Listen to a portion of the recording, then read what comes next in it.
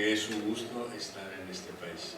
Debo sobre todo agradecer a Manuel Antonio Barretón, que a pesar de ser mi colega es también mío. A Emanuel también, porque es la que lleva el doctorado en Ciencias Sociales, igual lo digo todo mal, pero creo que lo estoy diciendo bien. Y en general al Departamento de Sociología, y al doctorado y a la facultad. Pero sobre todo tengo que agradecer a los chilenos y a los estudiantes y a las estudiantes chilenos y chilenas, porque es un gusto estar entre ellos.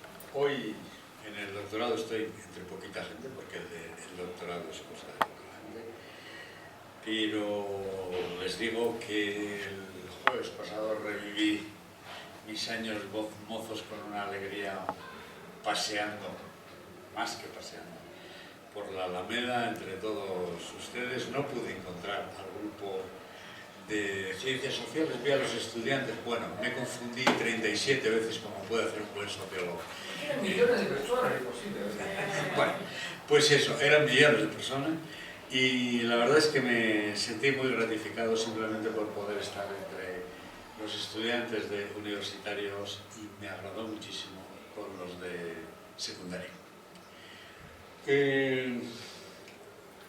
Voy con el tema que tiene un nombre bastante atravesado, pero yo siempre me ha gustado trabajar sobre temas inútiles, temas simbólicos de gran enjundia social, como son la religión, la nación, la identidad política, todos estos elementos que han sido importantísimos en la historia de las sociedades. Yo voy a hablar menos, no me atrevo, de Chile y de Latinoamérica, pero sí del mundo occidental en el que me ha tocado vivir. Es verdad que en este momento vivimos, acuérdense ustedes, sociólogos, de esa relación tan importante que encontró Weber entre mercado y Estado. De hecho, el mercado, determinados mercados territoriales determinaron la formación de esos estados territoriales. Hoy estamos en un mundo en que hay un mercado global, para bien y para mal, y sin embargo no tenemos un estado. Y buena falta que nos hagamos cuando nos invadan los marcianos o los serenitas, posible que nos unamos y podamos tener. Pero fíjense, la propia Europa, que a veces se toma Europa, España, que tanta ilusión nos ha hecho entrar después de esa dictadura tan horrorosa, supongo que tan menos o más como la de ustedes con Pinochet, tanto nos ha costado entrar, pues resulta que entrar en Europa desde el punto de vista de las relaciones de la sociedad global no es más que una defensa contra el mercado global. Los países de Europa se defienden, que se lo pregunten, no nos lo pregunten ustedes a los europeos, pregúntenselo a los africanos que nos quieren vender frutas y verduras, tanto los subsaharianos como los del norte de África. Y Europa no les deja pasar. ¿Por qué? Porque Europa es un libre mercado, la ideología del libre mercado, que es falsa rotundamente siempre, es el libre mercado, pero en Europa, para impedir la penetración del mercado global o mercado mundial. De manera que, bueno, Europa es un proteccionismo feroz de Europa contra el resto del mundo. Miren ustedes el progresivo policentrismo en el que vivimos. Antes éramos todos dependientes de los Estados Unidos, simbólicamente un poquito de Europa, eso por los siglos anteriores, pero en este momento empezó Japón a resurgir, ¿qué les voy a decir ahora de China, que anda comprando toda nuestra deuda europea? Y en África no solamente compra la deuda, sino que está comprando el territorio. Es decir, ¿qué nuevo tipo de colonización se nos acerca? Pero bueno, en América Latina es de los pocos sitios en donde uno se puede sentir realmente optimista, porque el salto que está dando ciertas partes de América Latina al menos, miren ustedes el éxito brasileiro sin ir más lejos. Bueno, este mundo está roto, es policéntrico, hay una cosa global, hay políticas de defensa, a mis estudiantes de doctorado estos días les he dicho que estábamos en una edad, que volvíamos a la Edad Media. La Edad Media en un sentido, cada vez se oye más esta metáfora, porque la ruptura del Estado, la crisis del Estado nacional, la crisis de su papel, la interconexión global, como diría Castells, en tiempo real, nos lleva a una desestructuración del mundo social que ahora ya es uno y único, complejo, y no sabemos muy bien en qué consiste. De manera que, ahora ciñéndome más a Europa, porque es la parte de la que quisiera hablarles, quisiera decirles que igual es una manera de partir el tiempo que no han oído mucho, pero yo creo que entre el siglo XVII europeo, ahora verán por qué, y los años 70 del siglo XX, es decir, 300 años, de 1658, que es la paz de Westfalia, donde se acaban todas las guerras de religión, entre protestantes y católicos, que aquello fue una bomba, ahora haré una pequeña referencia, puesto que se trata de religión, nación, política, religión, etc. Desde ese momento en que se acaban esas guerras de religión, se establecen las fronteras definitivas de los estados europeos, hasta los años 1970, por poner un hito, pero es la crisis importantísima del petróleo y la desestructuración de los mercados laborales europeos. Empieza a haber paro, problemas, etc. Ha habido esos 300 años, es un periodo de homogeneización profunda de las sociedades europeas.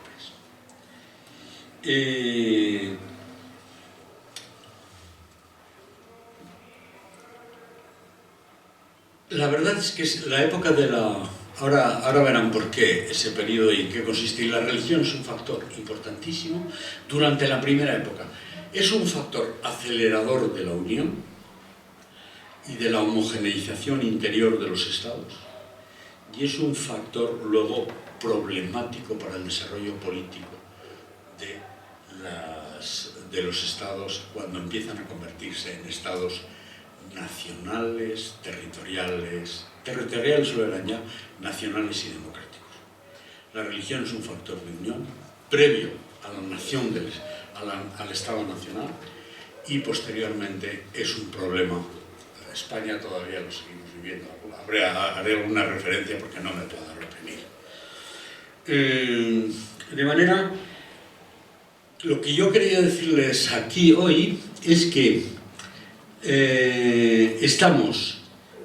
que grandes tendencias y procesos propios de la modernidad occidental y tal vez de otros sitios también, pero yo no quiero hablar de ello, se rompen en la era global.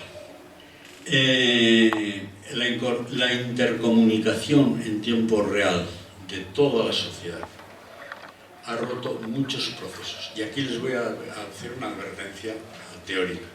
Estoy en absoluto y radical desacuerdo con los grandes, entre comillas, sociólogos occidentales que están predicando en estos momentos que estamos simplemente en un periodo de hipermodernidad reflexiva. Es decir, que es un momento de hipermodernidad, de más que lo mismo, y además más reflexiva, más una sociedad que se piensa sobre sí misma. Yo creo que esta es una parte de la verdad, pero que si solamente se dice esa parte de la verdad, estamos frente a un mito que no hay más que mirar en nuestras sociedades para ver que eso no es cierto, que son sociedades mucho menos reguladas, más desreguladas que hace mucho tiempo y por lo tanto racionalmente más difícil controlables, más difícilmente controlables. El proceso del que yo quisiera hacer referencia hoy especial es, claro, entre el siglo XVII y yo les he puesto esa fecha, que esa es particular mía, la de los años 70 del siglo XX, hay todo un proceso, por decirlo muy rápidamente, Charles Tilly, el gran sociólogo histórico norteamericano, que tiene un libro precioso sobre capital, estados de la formación del Estado europeo, entre el año 1000 y el año 1900, pero yo gustosamente extiendo desde 1900 a 1977, ha dicho que en Europa lo que sepa, en Europa occidental, porque en el mundo oriental de Europa hoy ha habido un zafarrancho, problemas, el mundo comunista, habría que hacer más paréntesis. Pero claro, tengan ustedes en cuenta por qué es importante el mundo occidental. Hombre, es importante en primer lugar porque allí vivo yo y me ha tocado vivir. Manuel también viene, aunque no se sabe si viene o va. Pero sobre todo es porque la ciencia social, la sociología en concreto, que es mi ciencia, ha surgido del estudio y el análisis de esos procesos de modernización. Entonces, claro, la sociología que tenemos en los libros de hace unos cuantos años, en todos los libros, los latinoamericanos lo han resuelto ustedes bastante bien porque han sido bastante independientes y con una cabeza muy lúcida han hecho una sociología que pronto empezó a ser independiente. Bueno, entonces, lo que quiero decirles es que en ese periodo del del siglo XVII a 1970 hay un proceso, es como un paréntesis en el tiempo cósmico, es una nada, pero que ha pasado lo suficiente como para que nazca nuestra ciencia, pero lo que ocurre es que hay unos actores sociales importantísimos y políticos importantísimos, que son los estados nacionales, que surgen, y entonces empezamos a pensar en un mundo que es los estados que ya están constituidos y los que poco a poco en el futuro van a irse constituyendo. Imaginamos el mundo desde el punto de vista de la contaminación que el Estado Nacional va a producir en todo el mundo. Bueno, habría que ver si eso es así. Pero lo que quiero decirles es que esos procesos, Charles Tilly les decía que define dos leyes. Una es, a partir de ese momento en Europa Occidental, siglo XVII, ya el Estado ha cerrado las fronteras, va a homogeneizarse internamente, de una homogeneidad férrea. Nosotros los españoles empezamos antes, con consecuencias, buenas ni malas, eso no lo sé, seguramente todas malas, pero ¿de qué punto de vista estoy hablando? Desde el punto de vista de la homogeneización, eso no significa, para nada significa igualdad social, significa mucho más la conversión de unos grupos culturalmente distintos y que no tenían nada que ver entre sí, de repente se encuentran encerrados en unas fronteras y ese mismo Estado que los cierra en unas fronteras tiende a constituir una unidad cultural nacional.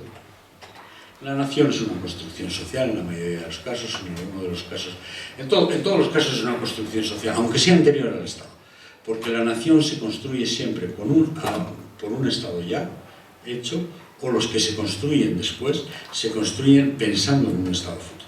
Léase la nación italiana. Eso aclara un poco nuestras visiones del otro día, Manuel Antonio. Bueno, de tal manera que la otra ley sería, es decir, en Europa cada Estado se va haciendo homogéneo, más homogéneo interiormente, culturalmente. Extensión de la lengua, los mismos sistemas de pesos y medidas, carreteras que unen unos sitios con otros, la gente del sur se entera de que existe la del norte, y luego vendrá ya la cosa más dura que será el sistema educativo nacional, el ejército, la llamada al servicio militar obligatorio por el que pasan todos los varones de la población, etc. Pero por el momento quedémonos con eso. De manera que la segunda ley sería la heterogeneización profunda entre los diferentes estados. Francia cada vez va siendo homogénea, más homogénea. En el interior, cada vez los campesinos franceses que no sabían que existía Francia empiezan a enterarse. Los hijos van al sistema educativo progresivamente y se van enterando de que viven en un país. Tienen carreteras o luego ferrocarriles, carreteras para ir de un sitio a otro. Ya no pueden hablar de las pesos y medidas. En fin, empieza a haber una homogeneización muy fuerte. La otra ley es que entre los estados la heterogeneidad cada vez es más fuerte. Es decir, Francia es más homogénea internamente, pero es más heterogénea cada vez en relación con Alemania, por ejemplo, porque son vuestros enemigos históricos declarados como en la construcción de la nación.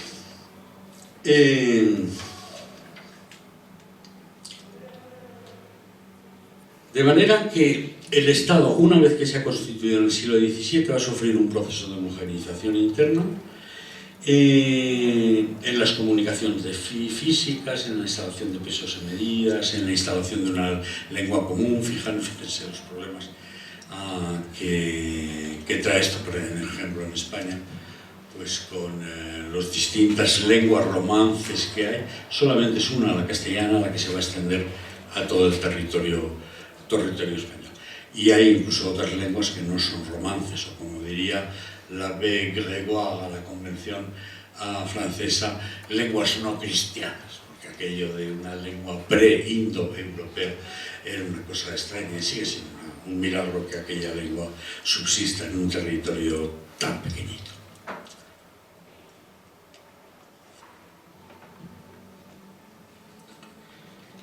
De manera que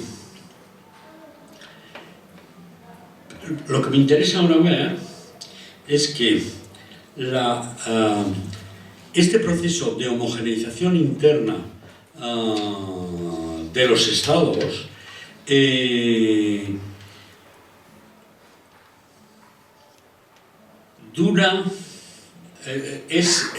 uno de los componentes importantes hasta el Estado Nacional.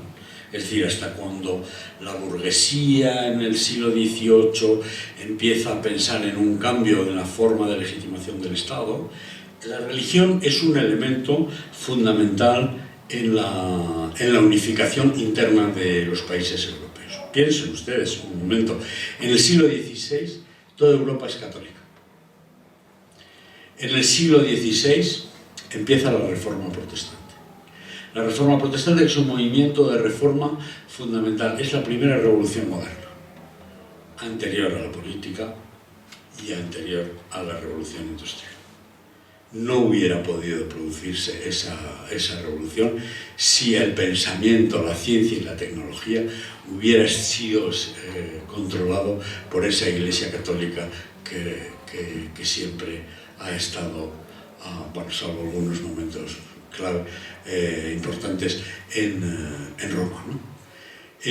La Reforma Protestante es una rebelión contra la religión católica y se van a separar radicalmente países a favor de la Reforma y en contra de la Reforma. Digo esto porque es el momento del nacimiento de la libertad de pensar en Europa. Antes estaba controlado por una autoridad religiosa férrea, además. En España, fíjense ustedes, teníamos la Inquisición, o sea que nada más férreo que el control de la verdad por parte, cualquier desviación con respecto a la doctrina de la Iglesia, desde los reyes católicos, porque nosotros somos un país muy viejo, de los reyes católicos, es decir, finales del siglo IV, la llamada conquista, el descubrimiento, más bien la conquista de América, ¿no? En el mismo momento se unifica España y, bueno, es con ellos cuando se expulsa, poco después de 1492, se va a expulsar a los judíos, a los musulmanes, que todos convivían. Hay diversas visiones, pero en algunos sitios con bastante paz entre ellos, por ejemplo, en la ciudad de Toledo, ¿no? Pero los reyes católicos los expulsan a todos y España es una unidad religiosa al mismo tiempo que política. Es decir, que religión y política son la misma entidad en esa sociedad española. Bueno, en el siglo, como les digo, en el siglo XVI viene la Reforma. ¿Por qué es importante la Reforma? Porque los reformadores, pues qué sé yo, Zwinglio y Calvino y todos ellos, una de las cosas que generalmente van a imponer es una cosa muy sencilla, pero que en unas sociedades religiosas tan religiosas es muy importante, que es el libre examen. La idea, fíjense que ahora nos parece una cosa antiquísima, pero fue radicalmente importante en el desarrollo de Europa. Dios habla directamente a los hombres. Y por lo tanto, cada cual puede leer la Biblia, por lo cual la Biblia se traduce a las lenguas vulgares, a las normales, de las que habla la gente, y en la imprenta de Gutenberg, el gran invento, se empiezan a producir Biblias y Biblias para que la gente pueda leer la Biblia en casa. Es verdad que es un poco falso esto porque no tanta gente sabía leer, pero bueno, en todo caso, eso es un principio básico. Y eso significa que cada cual puede interpretar a su modo y manera la palabra de Dios. Y eso significa, sociológicamente muy importante, que la Iglesia pierde un poder radical. Lo importante es la interpretación personal que los hombres den. Con lo cual, el desarrollo de la ciencia, de la filosofía y de la tecnología está mucho más liberado de las raíces de unos señores ancianos como los que están ahora en la Iglesia Católica, que entonces eran tan ancianos como los de ahora y con tan poca visión del mundo como los que tenemos ahora, entonces el mundo protestante, fíjense ustedes que el gran desarrollo capitalista de los inicios es el mundo protestante y no es el mundo católico. El mundo católico significó, el control de la Iglesia fue un retroceso para el desarrollo de la ciencia, de la tecnología, de la aplicación de la ciencia y de la tecnología a la producción, la prohibición del interés por parte de la Iglesia Católica, estaba prohibido el préstamo y por lo tanto el mundo económico y la aplicación sistemática de la ciencia y la tecnología en el mundo católico ha tenido muchos problemas. Bueno, después fíjense ustedes que cuando se establece en el siglo XVI, cuando la Reforma, el emperador Carlos V, que era Carlos I de España y V de Alemania, el emperador Carlos V, que quería tener unida bajo la religión católica a Alemania, pues en un momento determinado hay toda la nobleza, los príncipes alemanes en el gran territorio alemán, los príncipes se han hecho luteranos y se revuelven contra él. Él está escaso de fuerzas porque las fuerzas militares se han ido a España y tiene que firmar una famosísima paz que fue la paz de Augsburgo, en la que se establece un principio básico, que fíjense ustedes qué importancia tiene la religión en la definición de la identidad de los territorios europeos. Se establece el principio, dicho en latín, porque es lo de la época, cuius regio, eius religio.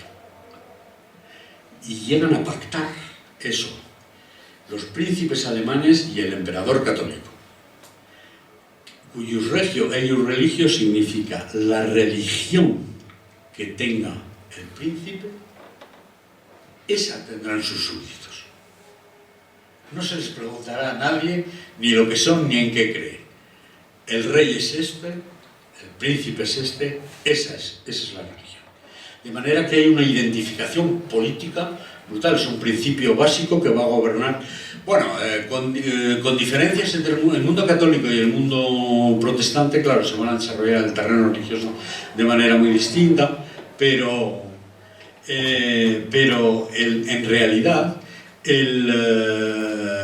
la cosa es muy parecida. En unos países van a crear iglesias nacionales, miren ahora todavía en Inglaterra la iglesia anglicana, esa reina que es tan guapa como todas las reinas europeas, es la jefa religiosa, así no cometo sacrilegio, pero todo el mundo me entiende. Es la jefa religiosa. es la papisa de los anglicanos. Lo que pasa es que no se mete. ¿Por qué? Porque es una sociedad muy evolucionada en la que la religión tiene una influencia muy de segundo plano, etc. Y en Europa, pues todos los países, vosotros sois los franceses, sois los herederos, ¿no? ¿Cómo es? La hija amada de la Iglesia, ¿no? La hija mayor de la Iglesia. España, ¿qué les voy a decir? Es la catolicidad, somos una nación católica. Todavía la Conferencia Episcopal Española sigue definiendo la nación española en términos de identidad católica. O sea, que fíjense ustedes si llevamos un poco de retraso. Bueno, entonces, el caso es que la definición religiosa va a ser una definición religiosa política en un mundo en que el vínculo político es un vínculo personal. Se obedece al rey por ser vos quien sois y porque es el enviado de Dios, es el representante de Dios. Acuérdense ustedes, los que han estudiado teoría política, la teoría del, ¿cómo se llama?, de los reyes como representantes de él. ¿Cómo es la...? El absolutismo, sí, el derecho divino de los reyes. El derecho divino, los reyes son reyes por derecho divino. O sea, el vínculo político no es el que tiene usted con el señor Piñera a través del sistema. Bueno, pues entonces yo le decía el otro día al profesor Carretón que yo a mis estudiantes siempre les explico, siempre les digo, vuestro rey, me dice, ¿cómo? ¿Y el tuyo también? No, yo lo siento, yo abdiqué hace mucho tiempo. O sea que ya no tengo nada que ver con él. No, estamos en una democracia y aquí abdica el que quiere. Bueno, pero el vínculo político de cualquier ciudadano, de cualquier súbdito en aquellos momentos, con el príncipe o con el rey, era un vínculo personal. La voluntad del rey es personal. Perdón, la voluntad del rey es la ley y por lo tanto, claro, los reyes eran reyes, pero no tan tontos en el sentido de que no podían hacer, porque podría haber sublevaciones, malas... Bueno, pero en fin, es un vínculo personal, esto es muy importante, y es un vínculo personal y además lleva consigo la incorporación de la religión.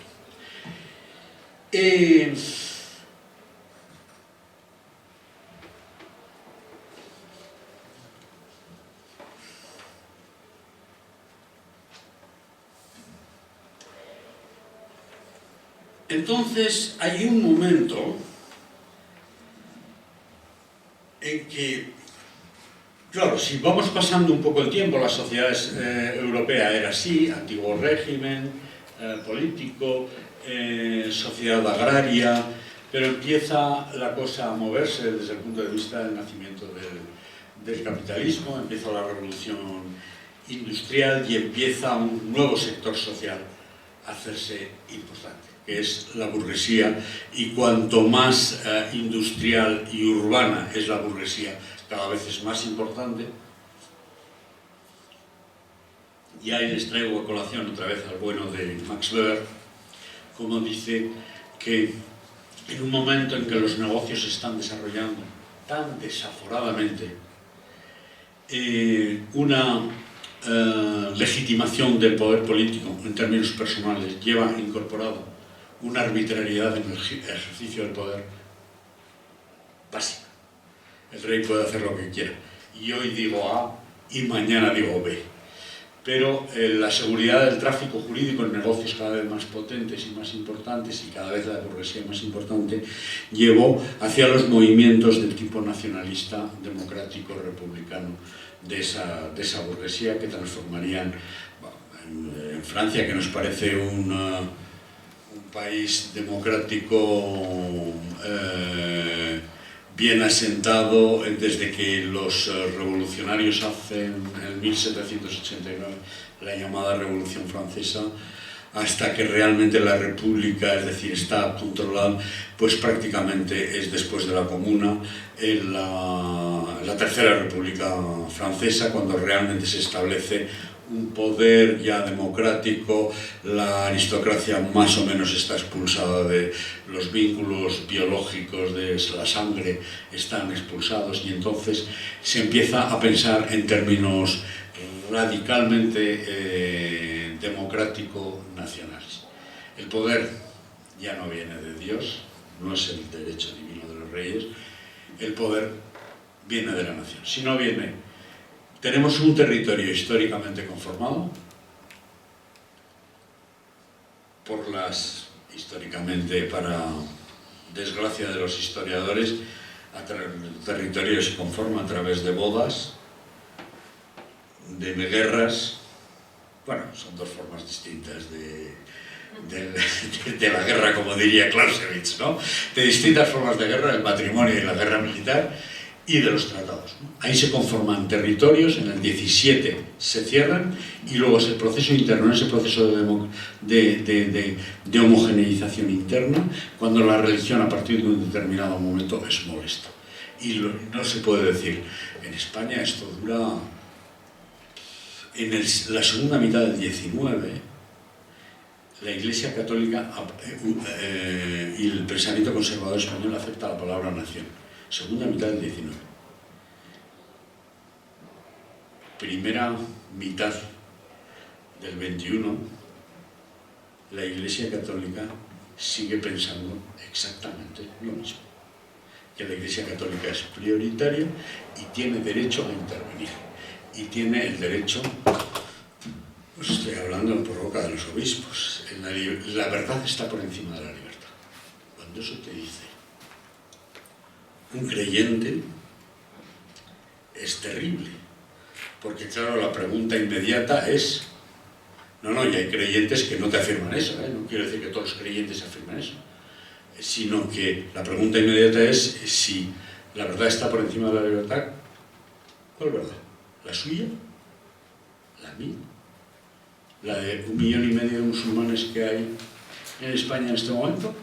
¿La 1,5 millones de adventistas? En cambio los españoles, los católicos vamos cuesta abajo y rapidísimamente.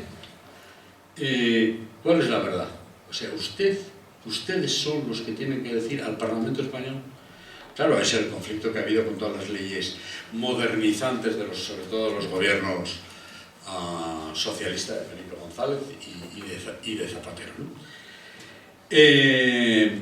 Bueno, entonces, esa necesidad del cambio de legitimación va a producir a que el Estado se empeñe como tarea la separación de la Iglesia y de la religión a partir del 18 y del 19.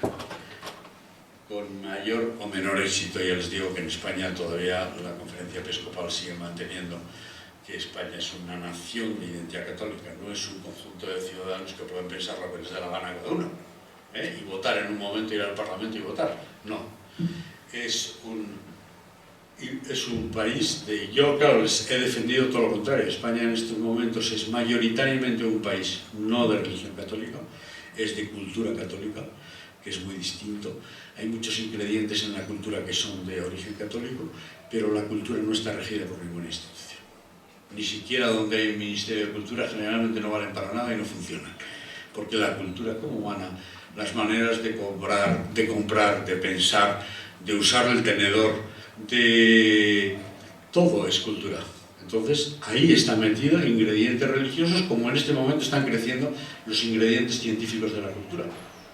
La ciencia no solamente produce ciencia, produce cultura, elementos que fundamentalmente adoptamos nosotros en nuestra cultura cotidiana. De manera que lo que va a producir esa burguesía con ese intento de legitimación, de ese cambio de legitimación de tipo personal a un cambio de legitimación, a una legitimación impersonal. Impersonal y personal se distinguen muy fácilmente. Personal es obedecer a la persona, impersonal es obedecer al cargo. Un cargo es un representante elegido políticamente y se obedece al cargo. Al señor Piñera no le obedecen ustedes, ya sé que usted no le obedece, porque sea el señor Piñera de los Piñera de toda la vida. sino porque es el presidente de la República y si no te pueden meter en la cárcel o te pueden hacer cualquier cosa. Sin embargo, al rey se le obedece. El rey, en los sitios en donde la monarquía no es constitucional, tiene poder absoluto, lo que diga es la ley. Entonces, esta burguesía se va a empeñar, y el siglo XIX es toda la riqueza enorme de construcción de las culturas nacionales en Europa. Es todo un proceso de decir: somos un país, existimos desde el principio, éramos una sociedad civil, no política. El otro día hablaba con el profesor Carretón, es una vieja trampa, es decir, existíamos desde el principio y ahora por fin nos damos un sistema democrático representativo. La verdad es que la nación, como la mayoría de las cosas, como todas las cosas en la vida social, son productos históricos y no hechos naturales. Entonces, claro, cuando en el siglo XIX se desarrollan todas las historias, háblenles a los historiadores que les pone muy nervioso esto, cuando se desarrollan todas las historias de Chile, la historia de la historia vasca, la historia de España, lo que en el fondo están legitimando es la existencia de España en el inicio. Pero si España no existe, si España podíamos haber sido unidos con Portugal, los vascos estamos a uno y a otro lado de los Pirineos, los catalanes también, qué sé yo, podíamos haber sido, pero bodas, guerras y tratados han cerrado en el siglo XVII y un territorio y han dicho: todos los que están dentro son una nación y vamos a construirlo.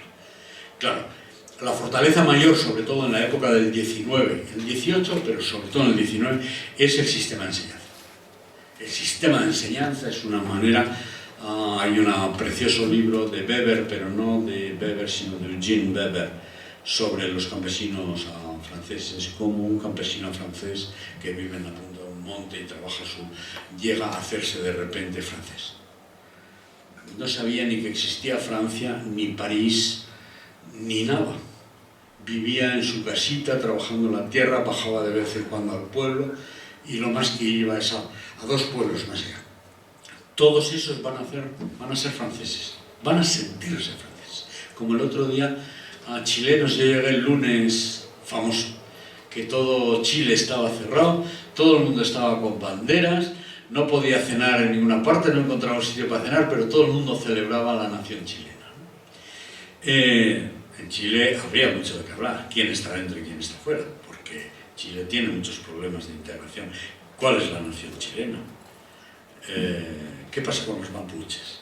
Son preguntas molestas. Yo comprendo, como la que yo hice en aquella universidad con rector de ultraderecha, en la Universidad de la Frontera, y les pregunté: ¿por qué es la Universidad de la Frontera y no veo ningún mapuche? Claro, un silencio, luego en la comida me empezaron a pegar rodillazos por debajo para que no metiera la pata, porque era un rector alemán muy de derechas y por lo visto de conocida familia. ¿Qué quiere decir? Que hay una integración, es un problema, no es un defecto de Chile, es un problema grandísimo. Y fíjense ustedes, si Chile tiene una minoría, por lo que yo sé, no muy grande, de poblaciones indígenas, pero fíjense otros sitios, fíjense el tema que hay en Bolivia, ¿no?, en estos momentos, o incluso me atrevería a decir Perú, con la burguesía limeña casi blanca, como lavada por esos grandes detergentes de la televisión, frente a una población inmensamente grande, oscura, que a su vez se diferencia de los más oscuros todavía. Una vez dando un ciclo de conferencias decían: no hables de indios, habla de campesinos, porque estaba ofendiendo con esa palabra. Fíjense ustedes si hay problemas de integración nacional en nuestros...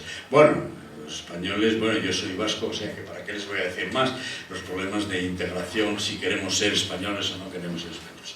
Bueno, El caso es que se logra construir una idea de nación en la que colaboran la lingüística, la historia, la antropología, la sociología, todos los buenos sociólogos clásicos europeos. Weber era un gran nacionalista. Durkheim no digamos, su pasión por la integración nacional. Bueno, en fin, lo que se afirma entonces es que la nación ya existía, que es una entidad prepolítica. Lo que sabemos nosotros es que se ha ido formando por determinados procesos y que en el momento de la nación democrática es el momento en que la nación logra darse a sí misma una representación. A partir de esos momentos lo importante es la separación entre la Iglesia y el Estado. Cómo el Estado logra evacuar a la Iglesia y a la religión que están en el centro político y en el centro de la legitimación de lo que es bueno y es malo. Fíjense, en España todavía hace un año y pico el gobierno socialista habla de que se va a imponer en las escuelas privadas, en escuelas públicas y en las privadas, una asignatura de educación para la ciudadanía.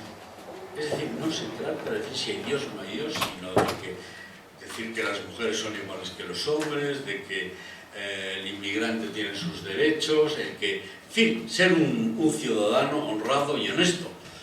Pues la Iglesia, bueno, ha habido una rebelión, bueno, ha habido las respuestas más increíbles, ¿no? Desde la conferencia episcopal que dijo que no, las órdenes religiosas, que son las que mantienen la enseñanza, llegaron a un acuerdo más pragmático, y comunidades políticas como la Comunidad de Valencia, gobernada por la derecha, dijeron sí, vamos a dar educación para la ciudadanía, para los ciudadanos, para los niños valencianos, pero la vamos a dar en inglés. Así, aprovechando, aprenden dos cosas. Fíjense, unas cosas realmente surrealistas, ¿no? Que se dé educación para la ciudadanía en inglés en un colegio en Valencia, ¿no? Bueno,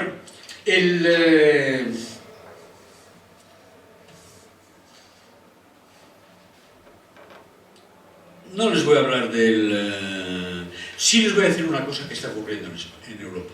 En estos momentos en que hay en Europa ha habido un proceso de separación entre la Iglesia y el Estado muy fuerte, en España con problemas.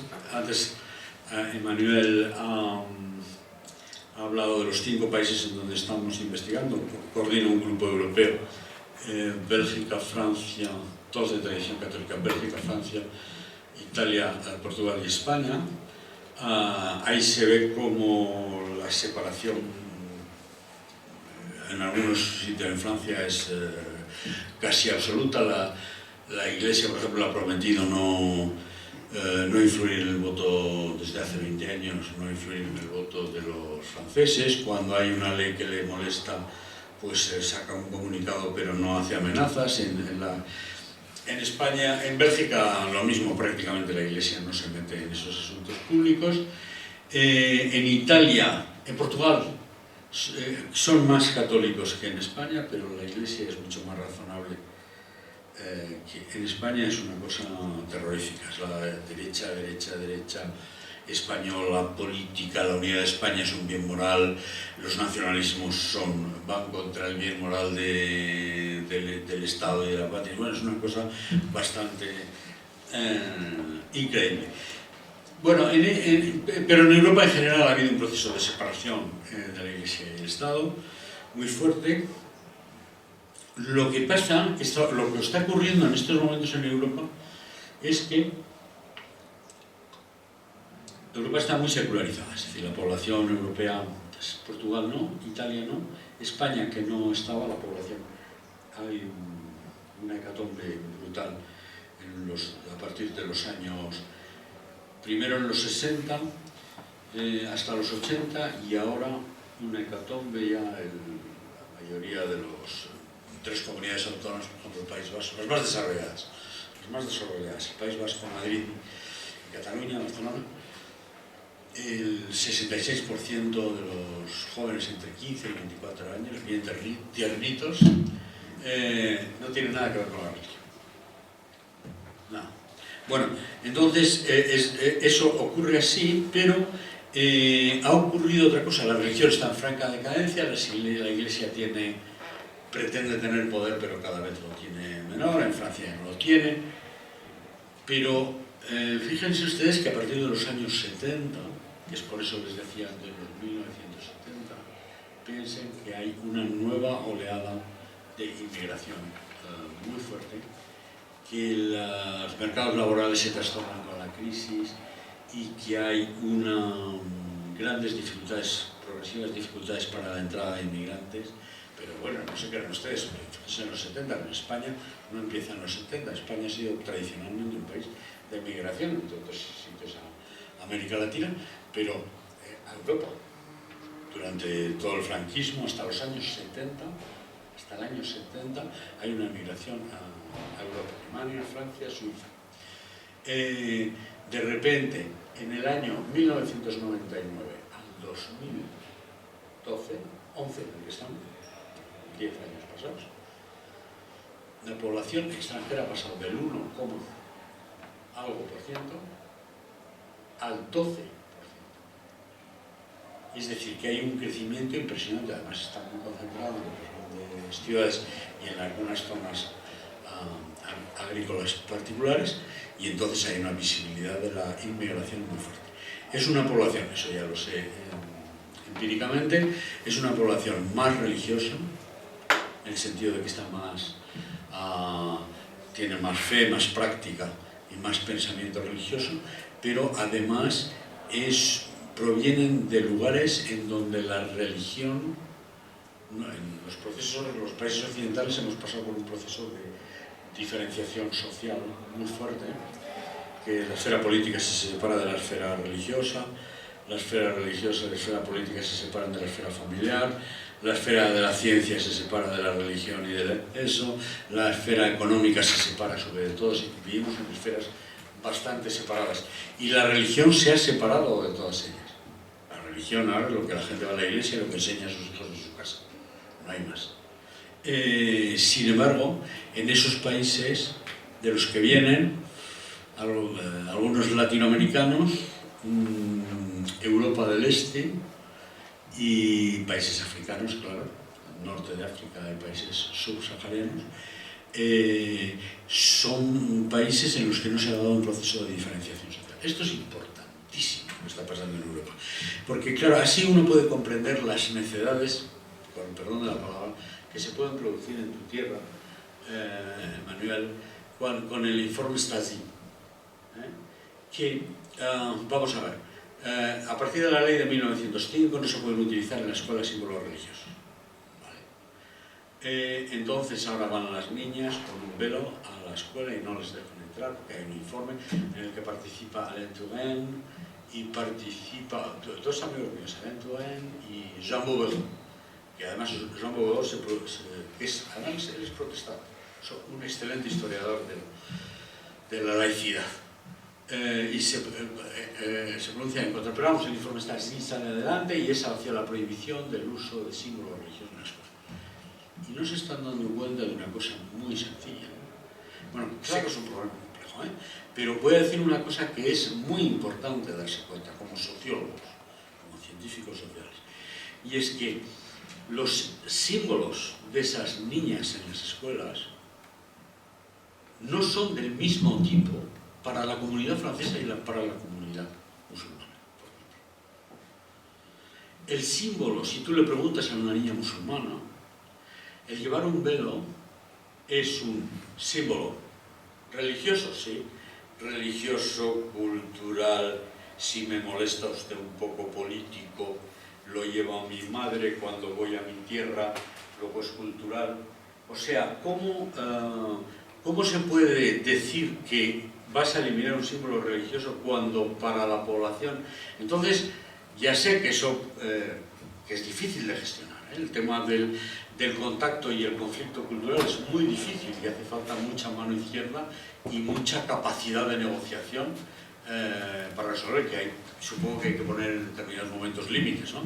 No se trata claro que cuando se trata de la ablación del clítoris a una niña egipcia, entonces empiezas a tener otro tipo de... Pero también tienes que ir acompañándolo de...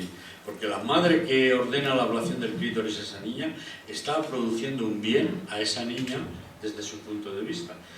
Ya sé, entras en conflicto los derechos humanos, la universalidad de los derechos humanos y todo eso, pero son conflictos de un interés fantástico y que eso se nota en una democracia. Cuando una democracia no hace esa barbaridad directamente, sino que lo trata con un... Bueno, es una discusión muy larga esa, y no quiero entrar porque no es el día, pero lo que sí quiero decirles es cómo la religión indiferenciada con otras, un musulmán, un marroquí de Rabat, que va a la escuela y aprende a leer con el Corán, es una escuela coránica, y sigue en la universidad y va a una universidad coránica. Entonces, ¿eso es simplemente religión? Cuando me acuerdo de unos trabajadores sociales que les pregunté yo esto, estuve dos días retirado con ellos en un pueblo en Jaén, en un sitio de recepción de inmigración, y yo les preguntaba, decirme cómo se organizan los musulmanes, eligen un jefe religioso. Y yo les dije, ¿jefe qué? ¿Religioso? ¿Por qué? Es el que más sabe del Corán. ¿Y el Corán es un libro religioso? ¿Religioso así? ¡Clac! Nada más que religioso. No tiene nada que ver con la cultura general, con las formas de conocimiento, si has aprendido en la escuela a través del Corán y en la universidad a través del Corán. Será falso lo que te dé la gana, pero tú mira al interior de esas cabezas. Y claro, es un problema... quiero decirles que en este momento, el momento de la religión en los países europeos es un momento, yo estoy empezando ahora otra, y la segunda parte con este grupo europeo estamos empezando en este momento sobre esta cuestión precisa. Bueno, pues para acabar les diría, yo no sé, llevo demasiado tiempo, ¿no? Seguramente, pero acabo con esto inmediatamente. Cuando estamos viendo un mundo, por meterme un poco con los santos padres de la sociología, padres hijos, no, nietos, con los grandes nietos de la sociología, una sociedad en la que el papel del Estado está cayendo. El otro día hablaba con Manuel Antonio también de cómo me decía, pero tú ¿por qué estás tan contra Zapatero? Y digo, yo no estoy contra Zapatero, te voy a explicar exactamente cómo estoy. Estoy contra un mundo en el que el presidente del gobierno no tiene más remedio de tomar medidas que van contra el interés de la población que vive dentro de ese Estado. Es decir, que la economía española no puede salvarse más que por el consumo interno, y lo que le está diciendo el Fondo Monetario Internacional, la señora alemana esa que gobierna los designios de esa nación, tampoco la cito, el señor Sarkozy, que por no ofenderle tampoco me gusta, le están mandando unas cosas a España que están impidiendo el desarrollo interno, el crecimiento de la demanda interior y la recuperación de la economía, en una economía que está muy poco, salvo la economía vasca dentro de España, está muy poco dirigida hacia afuera. Entonces es una situación enervante cuando el Estado ya no puede cuidar de los intereses de los que vive dentro, ¿no? Es una situación bastante curiosa. Bueno, esa es la situación, donde el proceso de homogeneización interna se ha parado. Han fracasado todos los sistemas de integración social de la inmigración en Europa. Tanto el modelo inglés, holandés, de dejar que las identidades religiosas, culturales, se desarrollen en el ámbito privado. Miren todas las revueltas, ya desde los años 80, del norte textil, del viejo norte textil inglés, como el modelo francés de la asimilación republicana con la escuela republicana y con esas terceras generaciones, segundas generaciones que cuando han salido de la escuela se han desarabizado desarborizado en términos lingüísticos,